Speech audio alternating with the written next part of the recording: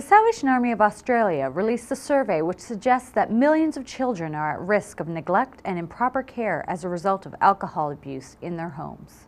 Major Brad House joins us now in the studio. Thank you very much for your time. These are some really concerning figures, aren't they?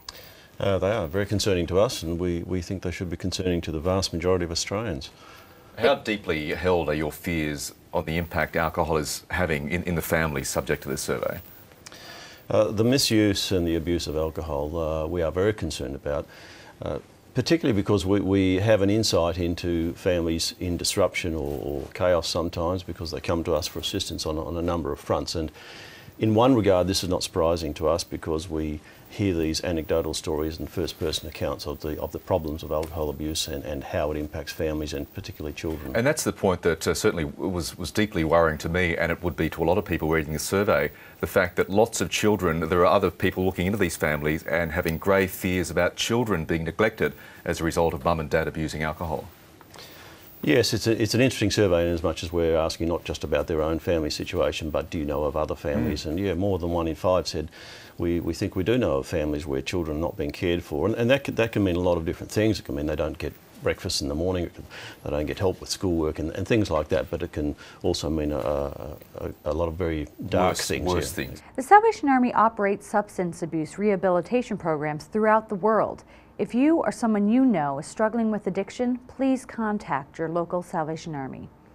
The Salvation Army and the Dallas Cowboys recently broke ground on a new youth education program in Arlington, Texas.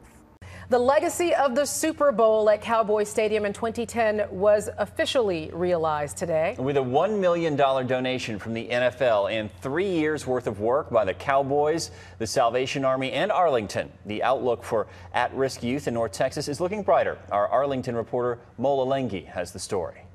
By knocking down these walls, they'll try to knock down hate, violence, drugs, homelessness, clearing the way for faith, hope, love, success. By adding an 8,000 square foot addition to the Arlington Salvation Army. It's been 3 years in the making. When you step up and do something of this nature, of this size, and of this importance, you want to make sure you get it right.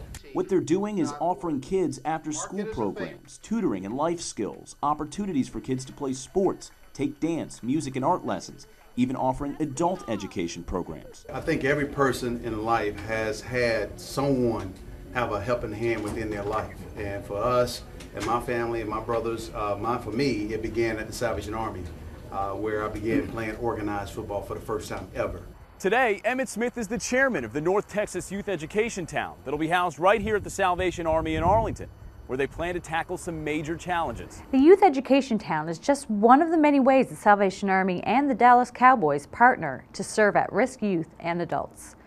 The Salvation Army is proud to announce that work has officially commenced in Greenland. The announcement, which was met with strong support by local government, churches, and community leaders, brings the total number of countries served by the Salvation Army to 125. In closing, we turn to the first book of John. We love because he first loved us. Be sure to tune in next week for more Salvation Army news from around the world. For Salvation Army Today, I'm Roberta Simmons-Smith. Good day, and may God bless you.